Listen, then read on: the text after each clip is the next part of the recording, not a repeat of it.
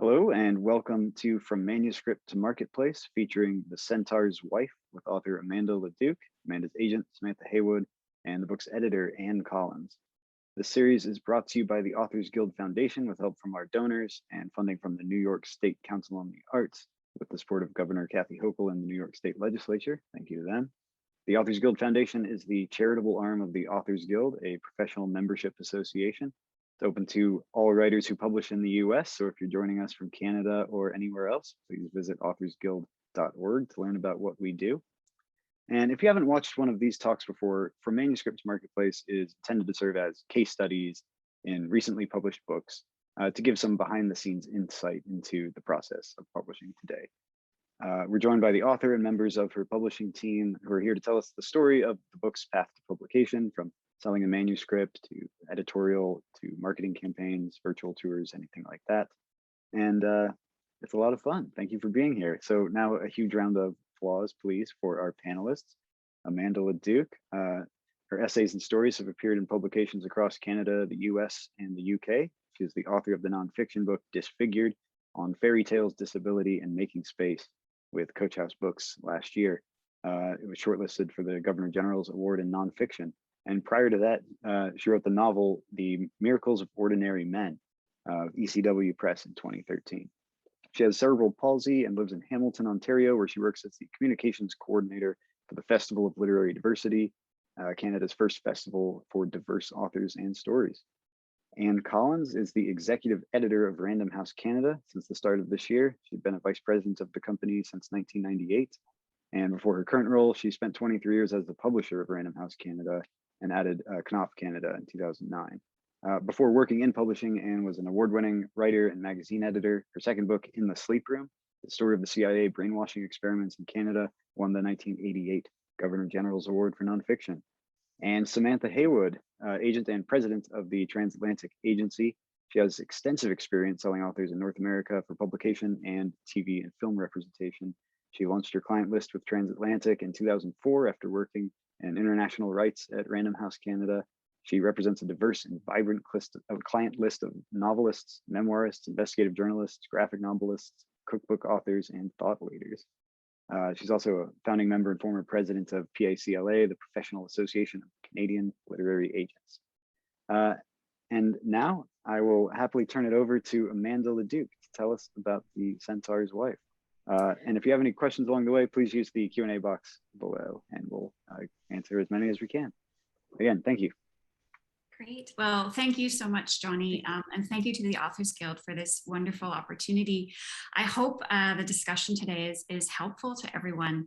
I guess I'll just start a little bit by talking about The Centaur's Wife. It's a fabulous novel, a sort of mishmash of dystopia and fairy tales.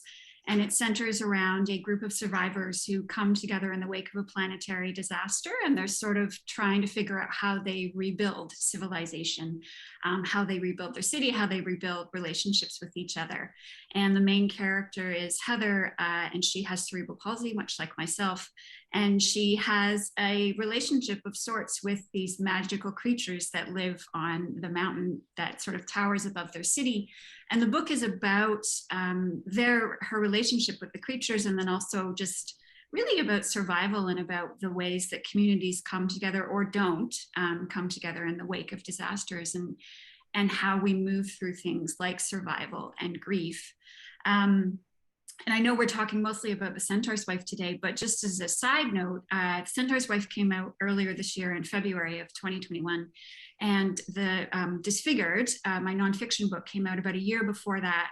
And I actually wrote Disfigured sort of maybe about 3/4 of the way through writing The Centaur's Wife, and they're actually thematically linked. So Disfigured deals with the portrayal of disability in fairy tales and popular culture, and The Centaur's Wife ended up being kind of a fictional exploration of what it means to have disabled characters in fiction who aren't, always the villains, or who don't always sort of get left by the wayside.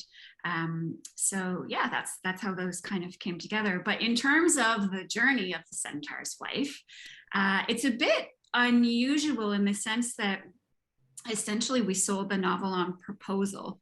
And what happened with that, and Sam can attest to this, is the long and the short of it was I published a novel in 2013, and then I wrote a sequel to that novel and had an idea for a sort of loosely linked trilogy. And my publisher at the time declined the second novel, and they held on to the rights of the first novel for quite a number of years. So in 2015, when we were taking the second novel to them, I ended up with these, 2 written books and then a half book, a third book that were suddenly dead and really had nowhere to go. And that was the spring, I think, of 2015. And Sam sort of helped me walk through all of that. And it was an emotional time. Let's just leave it there. And then in the fall of 2015, I started working on a collection of short stories. And one of the short stories in that collection was about a woman who lived underneath a mountain, and there were centaurs on that mountain.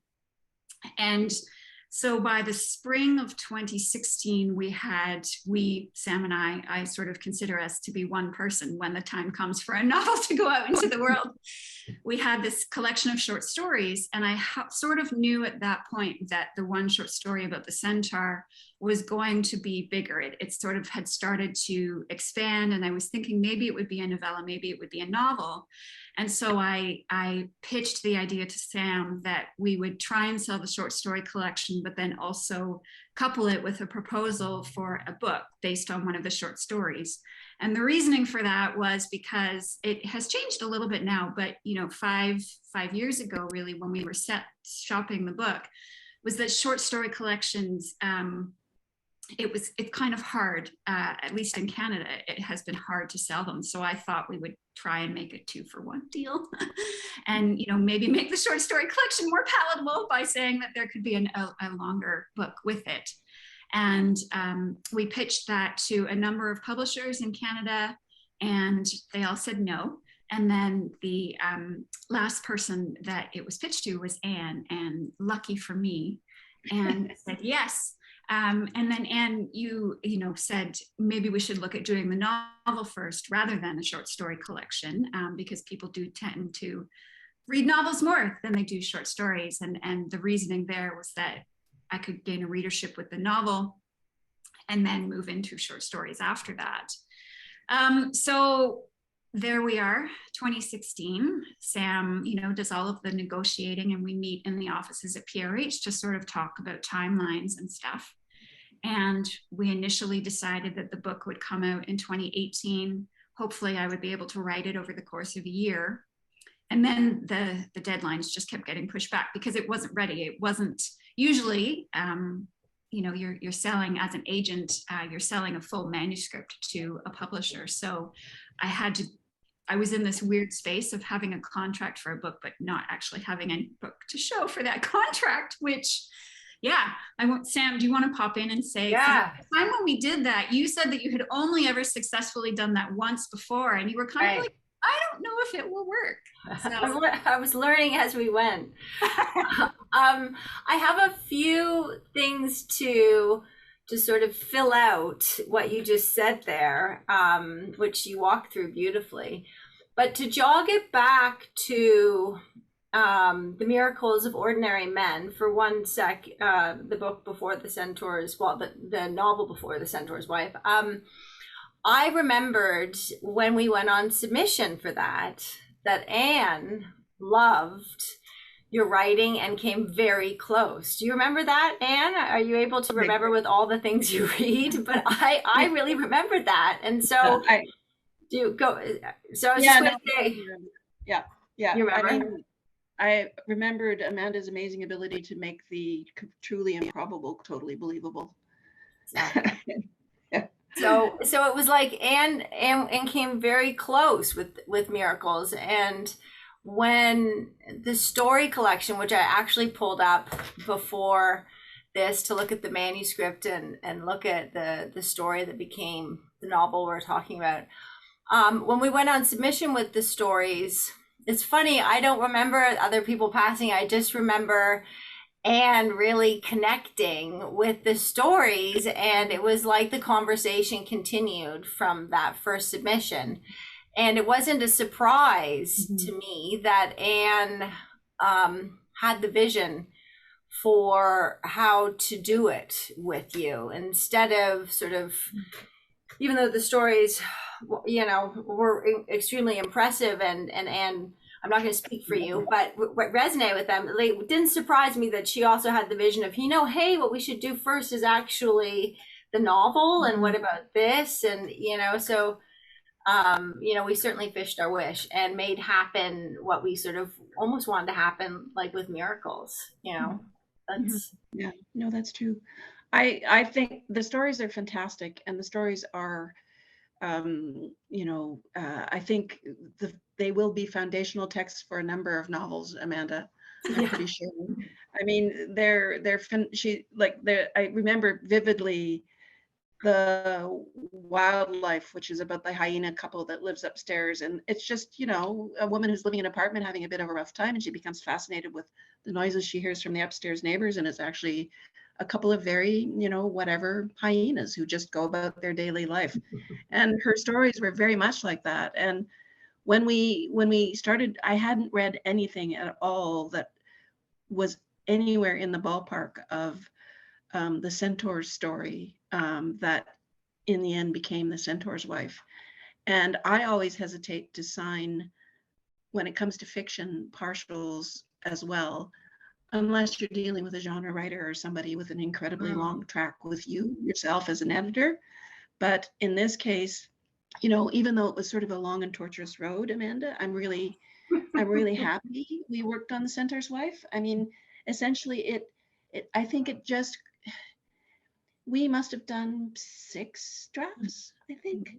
And every single time, your ambition and, what you were trying to achieve with the book just kept clarifying and clarifying. It was kind of hideous at times, because it was, it's no easy feat to create to world build around a believable disaster and mythological creatures like centaurs, and and then finally realize that what you weren't heading for was what essentially was a love story between very disparate creatures, but in fact something that was really rooted in your experience of disability and what you had to say about that. And in a way, much as it was kind of deeply horrible for you to plow through and keep coming back and plowing through some more, in the end, I think you've made something that's unique and also completely coherent with everything that is most deeply meaningful to you as a person, kind of. Even though there's so much pleasure and invention in the book and so on, it has a lot of profound things to say. And I'm and I think if we hadn't had that incredible we were kind of like a little writers group trying to figure out what the hell was going on with this novel. And I think we finally did. And after all, I mean, novels can take 6 drafts. I mean, it's not that extraordinary. It's just, it's just that the process of doing it, in some ways you have the best case scenario, Amanda, because you had Anne Collins reading along each draft, which is, and me too, but like just such a gift to have someone like Anne involved at every pass, because most of the time as novelists you're working on something presumably by yourself, or and get an agent after, or maybe the agent reads drafts. So the having many drafts is sort of par for the course for novel writing, but to have Anne on board early was kind of a gift, but then also kind of a pressure, because then there's also the contract, the question of the pub date all the time. So it's like really, really great setup, but also additional pressure. And I only have a few other select experiences with clients writing novels, that are sort of based on, well, in this case, a story, or in some cases, partial pages in a pitch. And I think from what I've seen, it's always a little bit of a pressure, like, sort of hanging over one, because the contract's there first. You would think it would be just great because there's the security of it, which is there, but the pressure's there too. So that's what I've Yeah, noticed. and I can say all I want about the fact that I have never pushed into print a book that wasn't ready, and I knew this book would work in the long run, but it's still not the same as sitting there thinking, I've missed this deadline, I've missed that deadline, I've missed the other deadline, you know. But we made our pub date in the end, Amanda. We did. We did. And I mean, in a pandemic. I mean, woe joy. Yeah. I think it really, you know, has taught me so much over the 5. I think it's the writer Sheila Heti once talked about, the Canadian writer Sheila Heti talked about how when you're writing, you're also in the act of becoming the person that you need to be in order to finish the book. And that became so clear to me over the course of writing The Centaur's Wife, because it would have been an entirely different book if we had stuck to publication and published it in 2018, right? Like so many of the themes that the book explores, I mean, certainly the disability angle would not have been as prominent in the 2018 book as it would have been in the 2021 book. And I mean, it's funny. It's funny that you talk about the pressure of writing to deadline, because, you know, I'm working on Centaur's Wife, working through the drafts. And then what do I go and do in 2019? I say, oh, look, I'm interested in, you know, as a disabled writer, I'm interested in the connections between disability and fairy tales. Why don't I go and pitch an idea for another book to, you know, another publisher, Sam? That would be a good idea, right? And somehow it happened, and somehow it worked. And in that particular instance, Coach House had published a series of books called Exploded Views, and they were sort of, it was a specific series that looked at ideas around pop culture. And I had conceived of that book specifically for that series because I felt like it would be a really good fit. So this was the fall of 2019, and we'd been tossing around drafts of The Centaur's Wife for 3 years at that point. The fall of 2018. We'd been tossing it around for 2 years at that point.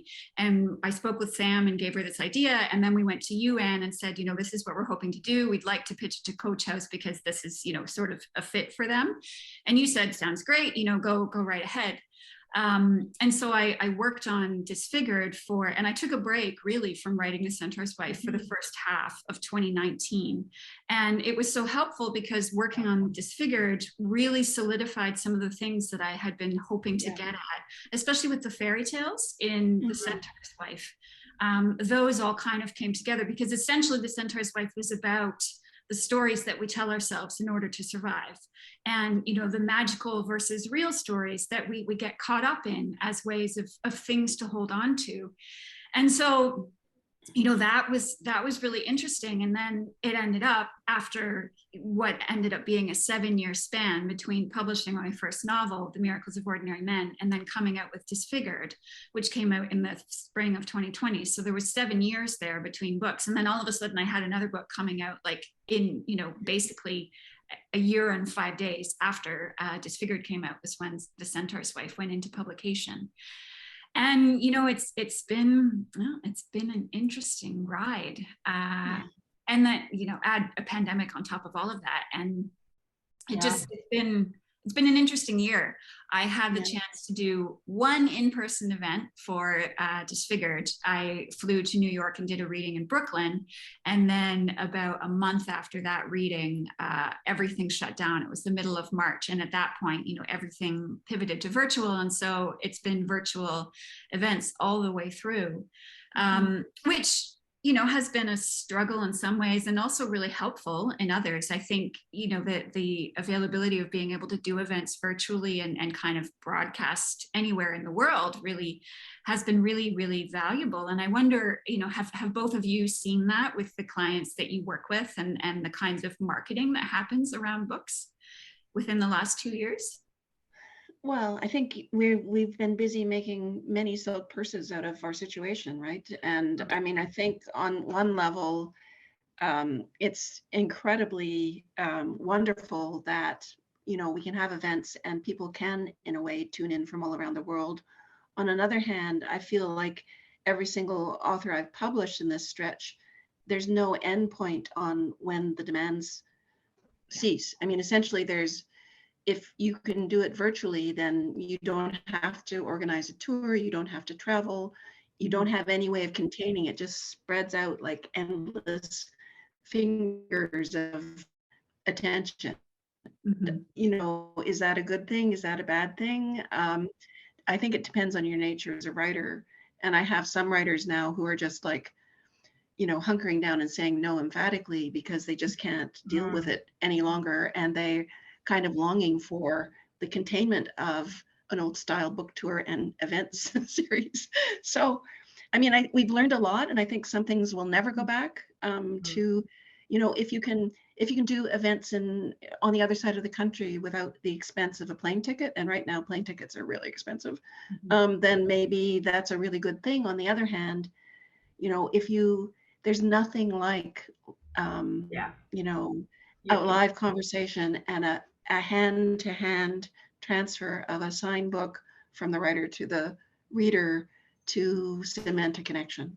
And, you know, the publishers are always wrestling with, do virtual events sell books? Because, you know, like really the time the author spends like this is a different situation what we're doing here.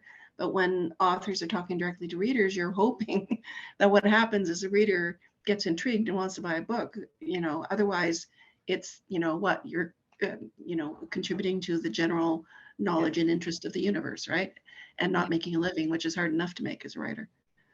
Yeah, and I often think, you know, the benefit for my clients, for the writers, to be in person with other writers, their community, and talking about their work. You know, I mean, you can't really replicate that on Zoom, and that's also so fruitful. And to have those conversations and connections and reference for your own personal community. Yeah. But I think, you know, we've got pretty good at it. And like, if you think about what you did, Amanda, at Fold, like turning on a dime and taking Fold virtual and some of the other festivals in North America and what they've been able to do, you know, it's like humans are very inventive. We are very inventive, you know, and I think we can adapt. And I mean, my hope is obviously, especially from a disability angle, right? I hope that we can take the best of what we've learned through doing virtual events and kind of hold on to that as we go forward. But I wanted to talk a little bit about the nuts and bolts side of things in terms of, you know, selling books and advances and all that kind of thing. Because, you know, we sold the Centaurs Wife and the short story collection in the summer of 2016. And then, you know, I got a chunk of the advance at signing, and then the next chunk didn't come until the book was finished. So there was, you know, a 3-year gap in between that time when I was working on the book. And then the money came at the beginning of 2019 when the final book was, or 2020, when the final book was delivered. And then another part came this year when it went out on publication. So, you know, the advance was split up in ways that were interesting. With Coach House, it was split up again. It was half of the advance was on signing, and then the other half was on publication. And, you know, that is also something that, I mean, I'll just, you know, be upfront with it. Like the advance for the Centaurs Wife was 15,000 Canadian, and then the advance for the short story collection was $5,000, so $20,000 in total. My advance for Disfigured was $2,500, and then, you know, obviously royalties on top of that, and, you know, that whole aspect of things, right? The earning out of the advance, which, you know, you hope will do, and you never actually know if it will happen, especially if a pandemic comes in and affects your book sales. But then also on top of that, there was the aspect of, you know, international sales, which we sold in Canada first, and for the Centaurs Wife, Penguin Random House bought Canadian rights only. So we then were trying, and we tried for the better part of 3 years, right, Sam, to sell in other territories, and it didn't sell. So, you know, there's that part of it too, where you're like, oh yeah, as an author, I've published with my dream publisher, and, you know, have this contract with my dream editor, and I'm so excited. And yet there was like rejection after rejection after rejection coming in for the book at the same time in other territories. Like, it didn't sell in the States. And I think I lost count at like 90 editors, and some of those were editors who, you know, refused it the first time, but wanted to see other versions, and then refused it the second time, and then the third time as well. So, but like 90 plus rejections for the book in the US, and then not counting other European publishers that we sent it to as well. And that's something that I certainly didn't think about when I was, a younger writer. When you think like your focus is just on selling your book, publishing your book, and yay, it'll be available, everywhere you can possibly get your books. That is not true. Disfigured, it's a little bit different because Coach House bought world rights. So they bought the ability to distribute in a bunch of different territories. And they also managed to sell Disfigured in Germany and then in Korea as well. So that book has gotten a little bit more play. But this is another one of those industry things, right? That nobody told me when I was coming out as a writer. No one, you just, rejection is a constant companion. Yes. Even, acceptance is also a constant companion. Or I mean, as an agent, I see, as an agent, I know that we always talk about, book deals and preempts and auctions and things and international rights, and they do happen, but rejections are a constant in the business for everything, and all books that have sold to a publisher have also experienced rejections. And you never know something that's acquired at one point and how the world turns, and trends play a role in everybody's assessment of what they're going to buy and not buy, and pandemics occur, and then are things just a little too close in terms of what the story is about and how do they feel about so but I think international rights, I think if you're going to do a big generalization, I think nonfiction travels by default more easily than fiction, and fiction can be very trend driven and things. So yes, I mean, just in terms of the talk today and really sort of saying, how things are out there for all the writers that are curious about insights, that I don't find it a completely, exceptional story. Like, I think novels that if you're aiming for international publication, which is something that I'm always doing with clients, and you're submitting in multiple territories, like rejection and to a various extent is always part of that story. You're just looking for where the offers come from, because all it takes is one really great publisher to make an incredible book, and that's what ends up in the bookstore, so, but it's not discussed a lot. So I think it's great that you want to talk about it. Yeah, and I think a lot of writers facing their first book deal, the thing about an advance, it's not anything to do with the amount of effort. It doesn't pay you for the effort required or the genius required to create something. It doesn't really pay you for that. It's a calculation based on how many units the publisher thinks you can, ballparks that you can sell. And since the invention of BookScan and BookNet and things like that, where everybody who is party to it, especially the retailers, can look at what the dreaded track, which I just hate the dreaded track, as a whole idea and as a relentless limit on, what you do.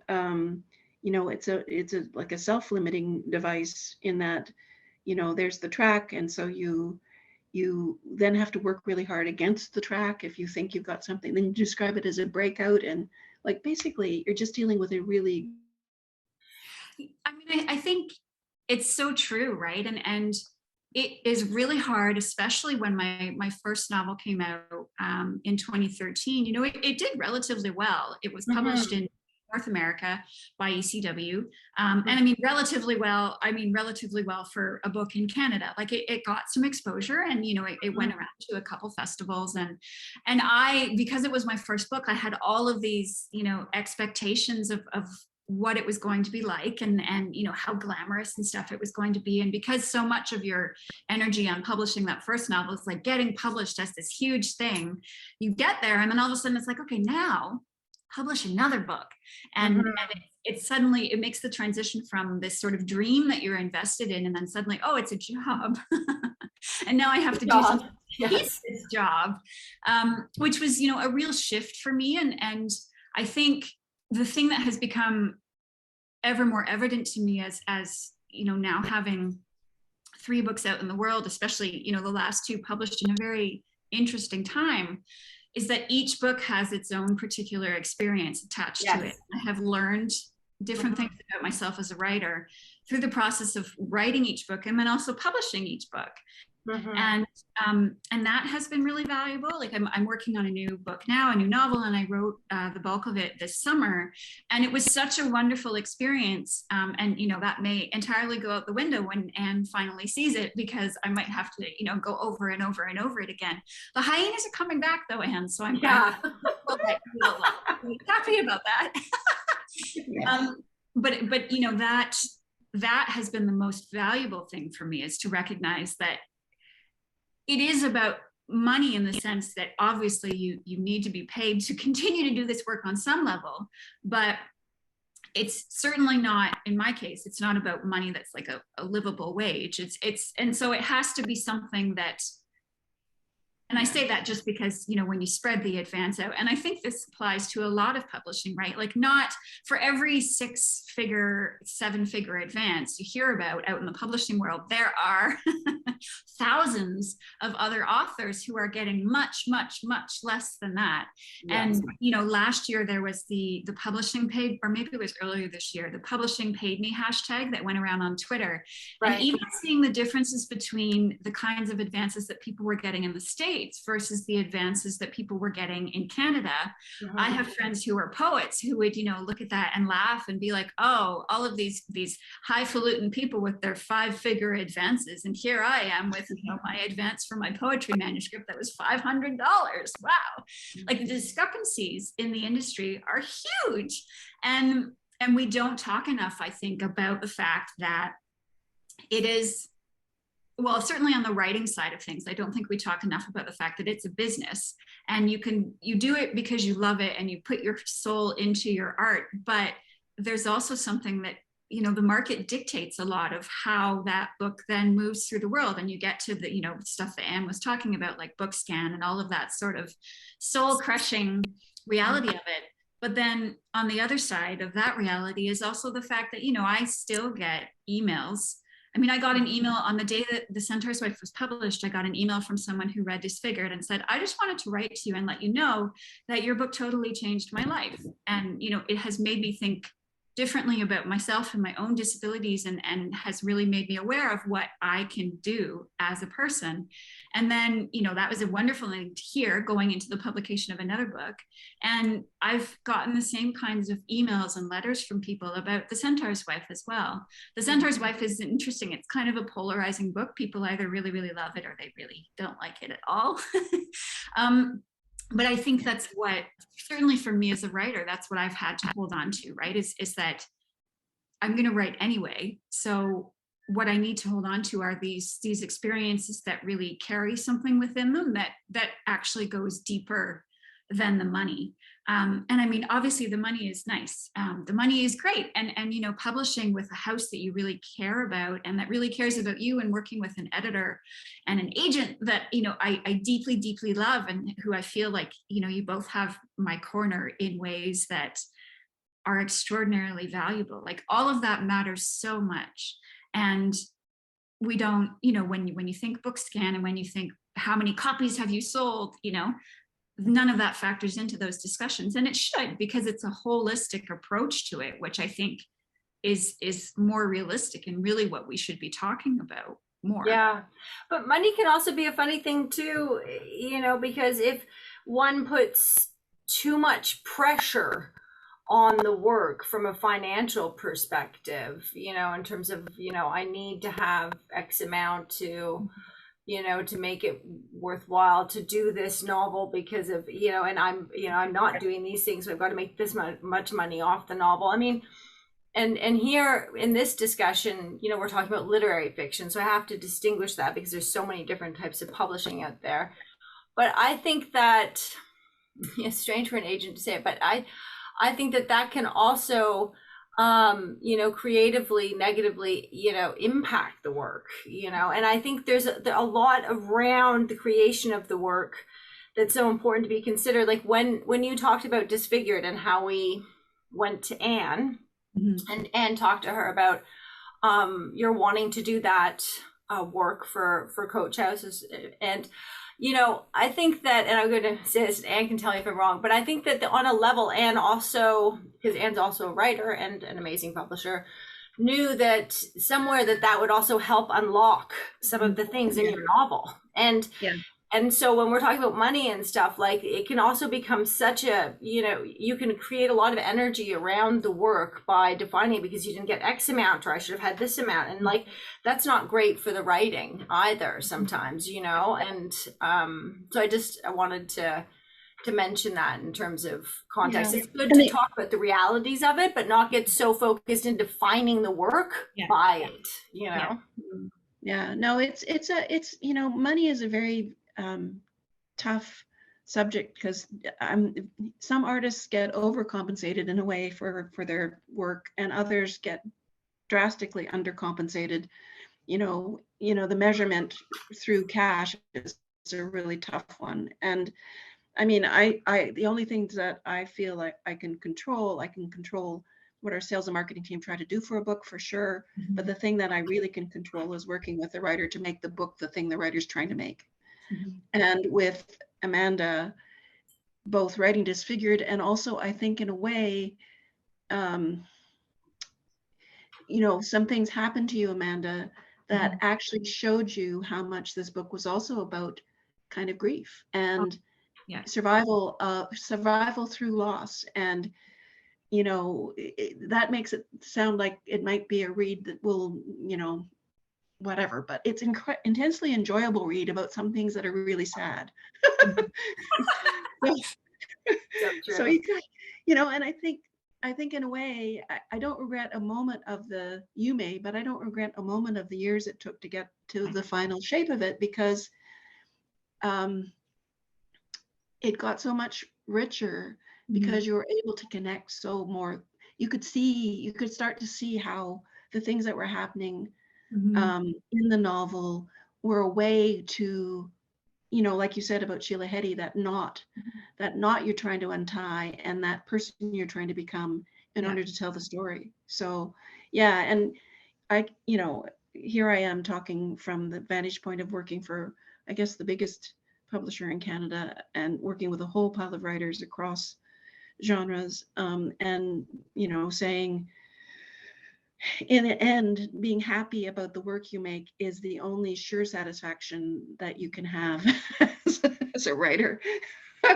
I mean, and the money, I mean, I have to for years had to make sure that my imprints were making money in order to be able to continue to do what we were trying to do. And writers need to be able to be paid so they can keep on doing what they're trying to do.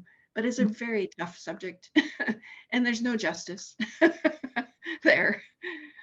That's right. Hashtag wisdom right there.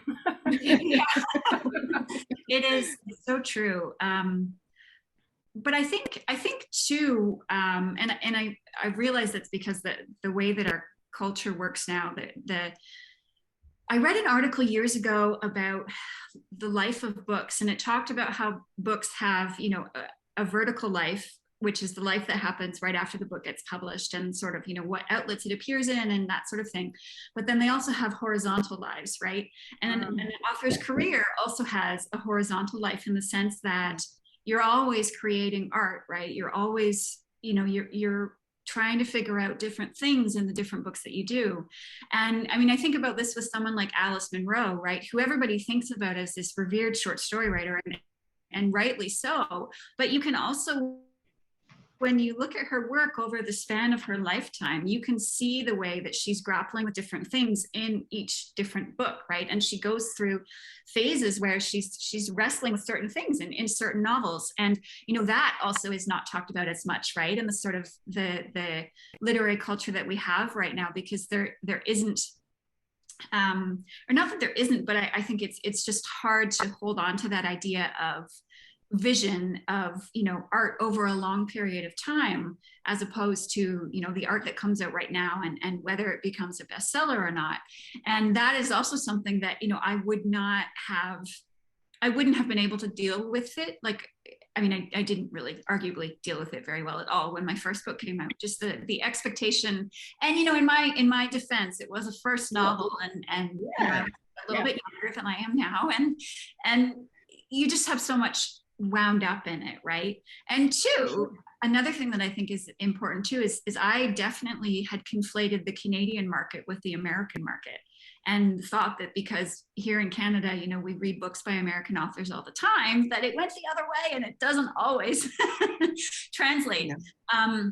And that was, a lesson that I had to learn with my first book. But all of these, like you said earlier, Anne, like all of these things contributed to the kind of writing that I was then subsequently doing in other books. Like, okay, if you arrive at a point, like after when I talked about those dead books from, that were rejected by my first publisher, and I suddenly at a point where I was like, okay, well, what do I want to write? And I started writing these short stories that were very weird about, hyenas that lived above this poor woman. And I knew on some level, I was like, I don't know if these are going to sell. And I also didn't care, because I just wanted to write them, and I wanted them to be weird. And I just like, that was how they needed to go. And this new novel that I'm working on is also very weird. And in that same sort of like, I don't know if this is going to sell, but this appears to be the kind of, this appears to be my writer voice. And this appears to be the kind of space that I occupy. And I think that has been one of my most valuable lessons over this sort of decade of, because Sam, it's just been over 11 years since you and I signed on as yes, clients. I was looking at that. I was looking at that today. It has been. It has been, and that over that decade, that has been one of my most valuable lessons, I think, is recognizing, okay, what really, really interests me as a writer, and sorts of things. And follow that. Yeah. And follow that and focus on that, and try, I think, not to get overly concerned with the business side of things and where the market meets the creative. Don't, like, stay away from that while you're in creation mode, I think, unless one's writing something particularly commercial that's got to follow a trend or something. I don't commercial, unfortunately. No, we love what you write, but I just say that in case there's writers that are commercial that are listening. Of course. Hello, Johnny's here. Yes, if we can move forward with the Q&A. For sure. Yeah, some people wanted to hear about how your relationship started, Sam and Amanda. Oh, so I remember. I'm like, I do remember, but when exactly did it? So you go ahead, Sam. You start it, and I'll hop in. I was living in Amsterdam, and you were in Scotland, in Edinburgh at the time, and you submitted the opening scene from Miracles, I believe, with a man who wakes up growing, and he's grown wings. And I remember sort of kind of breaking every sort of submission rule I had at that time, where I was sort of like, well, I want novels to be like this, fully formed, and then submit this, and there was this, I think it was just a first chapter, and I just remember being completely amazed by it. And we started talking via email, and I can't remember if you delivered in chunks or stages, but that it just completely absorbed me, and we worked together on that novel. And you, very glamorous in these pandemic times of Zoom home office meetings, but we had coffee at the Hotel American in Amsterdam and met in person, and it was such an exciting start to work. Yeah, I flew to another city to meet with an agent. Yeah. Ridiculous, but the reality of it was I was a very poor student, but I have parents who love me very much. And when I told them about talking with an agent, my mom was like, "We can help support you with that. Do you need money for the airfare?" And she sent it to me. So that's how that came about. But 2 years before that thing was sent to you, Sam, in 2009. 2 years before, I had also submitted another novel that I had written that was just like a novel that ended up sort of staying in the drawer. And I had submitted it to you and you had said no, but you had said, oh, I would be interested in reading something that you write in the future. So that is where that came from too. So the whole of the story is persevere, but also everybody watching probably thinks that I and would rightfully think that I am the kind of person that, you know, just does not finish things and just sends, you know, chapters and excerpts of stuff off to publishers.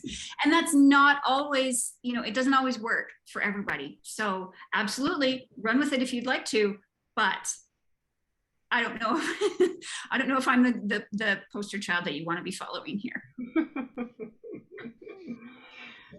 That's fun that you mentioned that the one before that you'd submitted, and I said, because I give that advice to agents when they're starting a list and sort of like, where do you find clients? And I you know, I say the submission pile is where you can find a lot of clients at the beginning, and all the work you do reading and responding, even if it's not right, and say, you know, resubmit, like clients will come from that. So that's it right there. Yeah.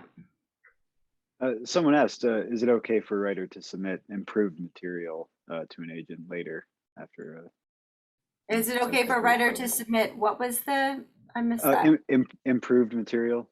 Improved. Like, yes, yeah, if so you're invited to resubmit like I did with Amanda, then it makes a lot of sense. You know, usually you're looking for the door to be opened by the person, you know, to resubmit it. Mm-hmm. Do you have any other just general advice for how to find the right agent for you? What an author should be doing to choose agents to query? Mm-hmm. Sorry. When I looked for an agent initially, I just looked on the Canadian Authors Association website, and they had a number of agencies listed. Now in Canada, we have I think exponentially fewer literary agencies than there are in the States. So and it's also, I mean, it'll be a different world now because people will have a lot more information on websites about what they, you know, like to take and that sort of thing. But I just went through, I made a list of about 20 agencies, maybe not even 20, maybe like 10, 15. And I looked through them all, and I looked through the agents and what they were looking for and the kinds of books that they liked. And, you know, Sam was upfront about the kinds of work that she was looking for, literary fiction and upmarket commercial fiction. And she liked, you know, different kinds of things. And I thought that, you know, it could be a good match. So I just sort of sent my query out on that level. And it also happens differently now. I mean, a lot of people find agents through social media, for example. They connect with people. A lot of agencies do that. The hashtag, I think it's a DV Pit now, diverse voices pitch sessions, where, you know, agencies will put calls out on Twitter, and people can like pitch their elevator pitch of their novel via Twitter. So that is a way that it can happen too. Also, I mean, I hate the word networking, because I think what it really is when you're a writer and when you're working in the literary world, what you want to think about is building relationships, because relationships are something that, you know, will help you when you're in the doldrums with writing and the parts where it gets really difficult. But it also can help you, you know, if you know people, or if you know someone who knows an agent who's looking for clients, like those kinds of connections can really bear fruit. I think the key is to go into it thinking about what you can give as well, right? Like how you can contribute to a community, and not just what can a writing community do for you kind of thing. So yeah, that's sort of.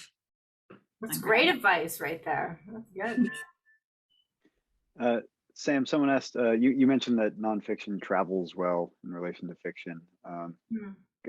Could you explore that further about international market for nonfiction? Sure. Or why fiction doesn't travel as well? Sure. So I mean, these things are always evolving. I've done international rights for a very long time. Before I started agenting, I was representing international rights.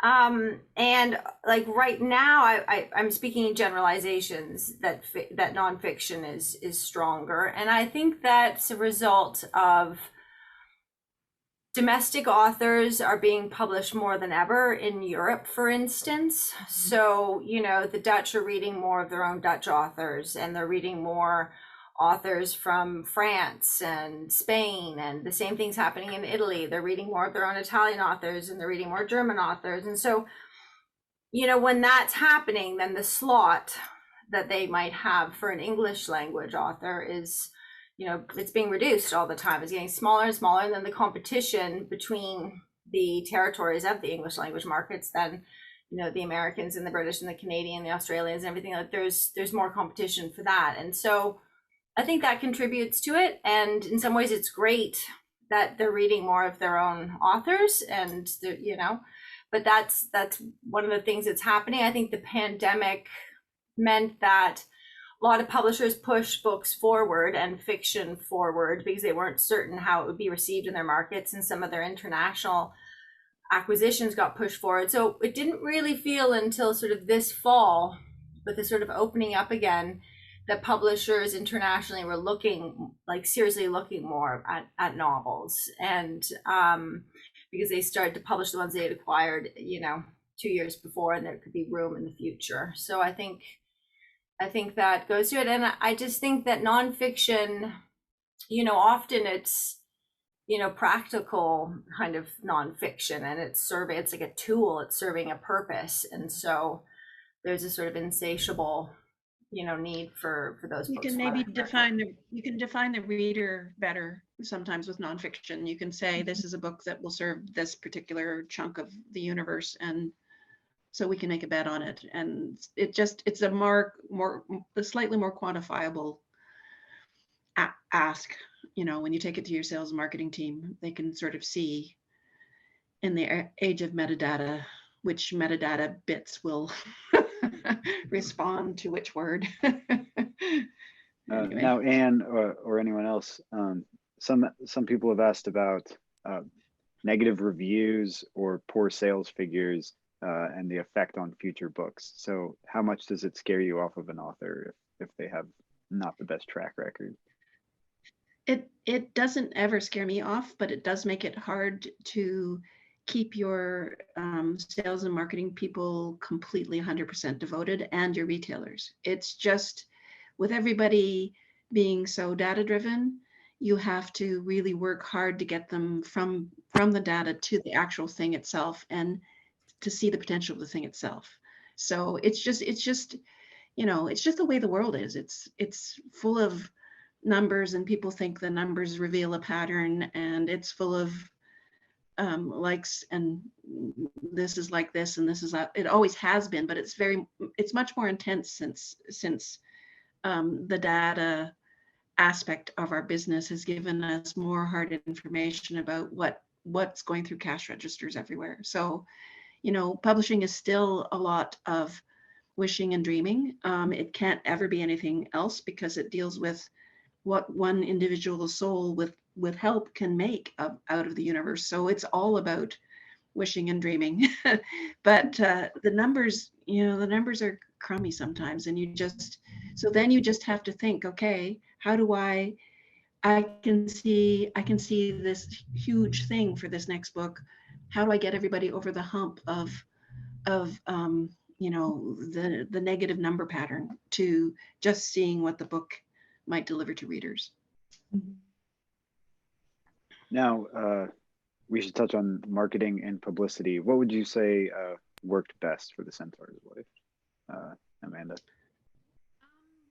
I mean, Centaurs Wife had a wonderful marketing push when it first came out. And it's one of the questions actually that came in before the session was about self-publishing versus traditional publishing. And maybe I can touch on that here a bit, just because in Canada, I'm not exactly sure how it works in the States, but in Canada with our larger bookstore chains, many of them actually, like the publishers will buy space for the book in high traffic areas and tables that are sort of out at the front of the store, so that more people will see them and ideally buy the books. And so that happened. Chapters Indigo, which is the large chain here, featured the book really prominently. It had a really great push through a bunch of media outlets in Ontario. And I've been doing interviews and talks and stuff about the book for most of the year. And it's been really, really great. And I think part of it two has also been my own work with like just on social media. And that goes back to what I was saying before about community. I have not huge, but a following on Twitter and on Instagram. And a lot of that is connected to the community work that I do with the festival that I work for, and then also with my disability advocacy that I do.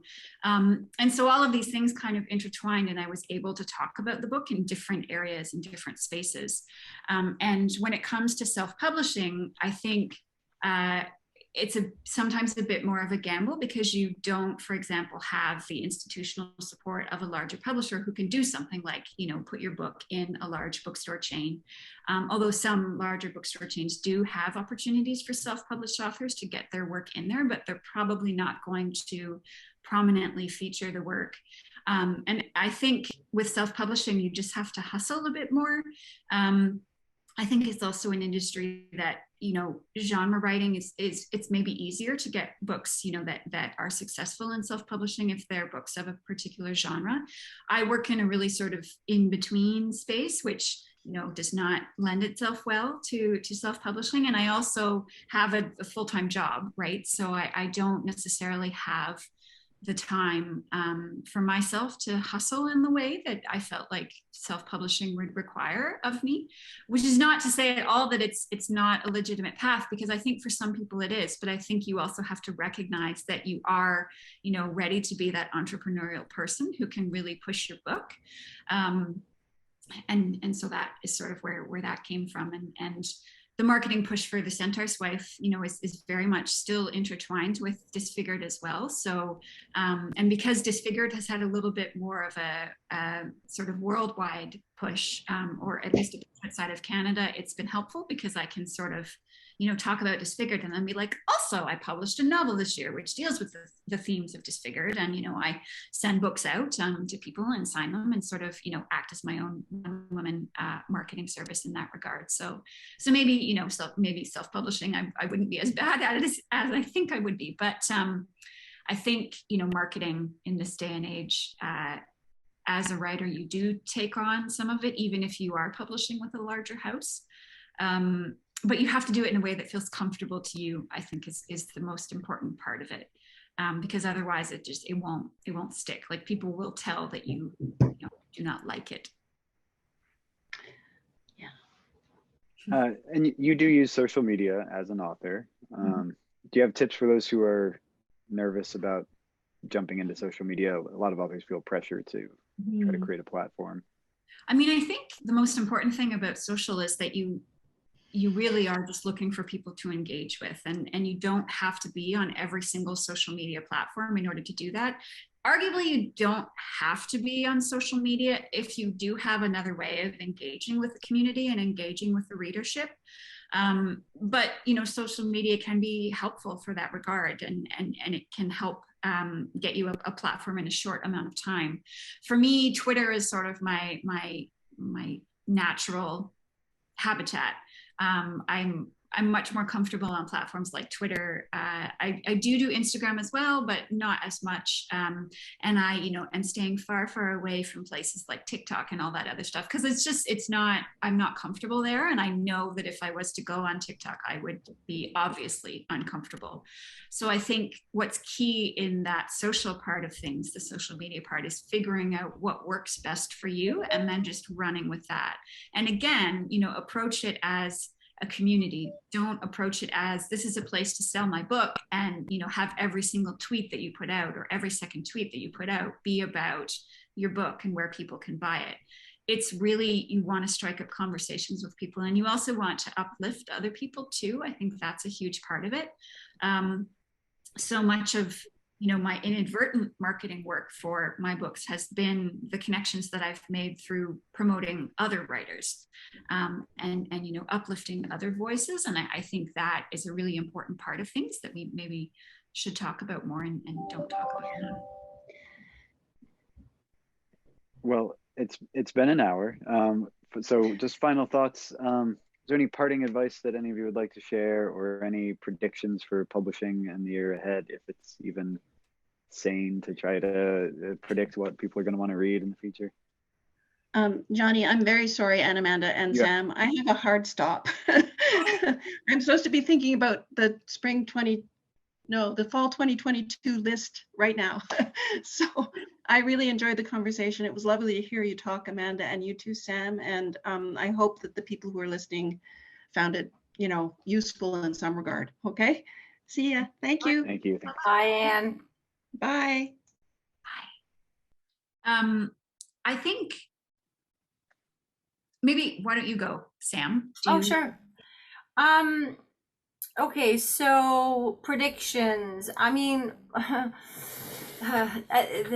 think through the pandemic, tastes have been leaning to the lighter side of things. So, in terms of predictions, I think that that's going to continue to a certain extent. But, it doesn't mean that if you're working on something that has darkness in it and it's more sophisticated and it's challenging in parts that it won't have resonance and that it won't be sellable or something. I really don't believe that. And I think you see that across the board, because I think smart, what we call literary fiction or is doing actually very well. I think it's got a kind of upsurge that's happening, but there's definitely a desire for humor and warmth and looking for relief when things are still looking tough to predict in terms of the pandemic.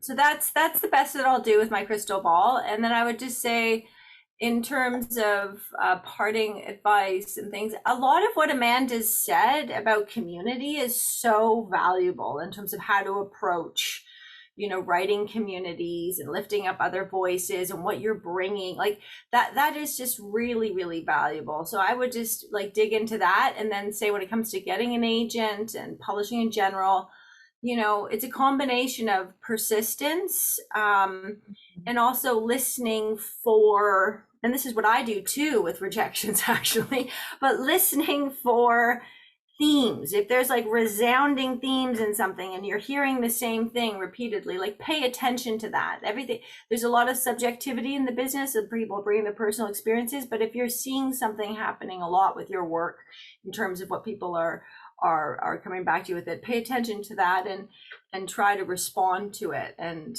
probably with the combination of both those things, you'll have success finding publication or an agent or wherever you are in the journey. Mm-hmm. Mm-hmm. Absolutely. I think for me, one of the things that I've learned the most over the last decade is really that books come out when they're meant to come out.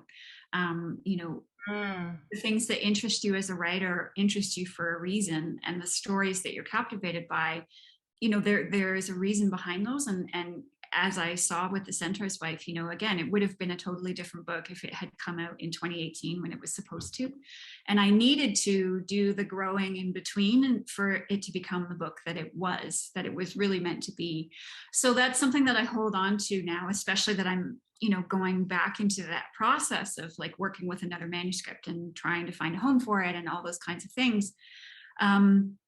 I just have to really hold on to that it will happen when it's supposed to.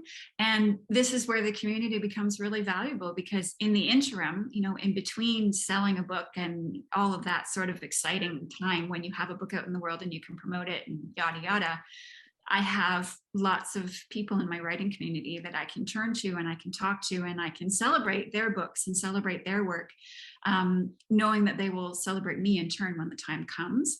And also just, other projects and stuff that I get involved in and excited in. I think that has really been the thing that motivates me most to keep going, is that there's always, because you can't control how your books do when they're finally out in the world, but you can control the things that you're interested in, the things that you're captivated by, and the projects that you get really, really passionate about. So I became, I think, a much happier writer once I recognized where to divert my energy in that regard. I stopped worrying, not that I don't ever worry about it anymore, but I worry about, how my books are going to do financially much less than I used to, because, books will find their readers one way or another. And if your book has, 500 readers who really, really love it, versus like an audience of thousands. What matters is the connection that you take from that. And that's something that I've been really, really grateful for over the last few years. And I hope it's something that I can, do my part to connect with readers and to connect with other writers as well, and make sure that I let other writers know when they've written books that really, really inspire me and make me feel something about the world, because it's always a wonderful thing to know. So yeah, connection and doing your bit to keep those connections going is really, really important. That's lovely. Well, thank you so much. Thank you to Anne Collins for being here. I know it's an extremely busy time in publishing. Wonderful. Sam and Amanda, thank you for being here. And thanks for telling us so much about how this book came to be. Thank you so much, Johnny, for the opportunity. And thanks again to everyone for coming, and to the Authors Guild for hosting this event. It was really a pleasure to be here with all of you today. Yes, it has been. Thank you. Thank you.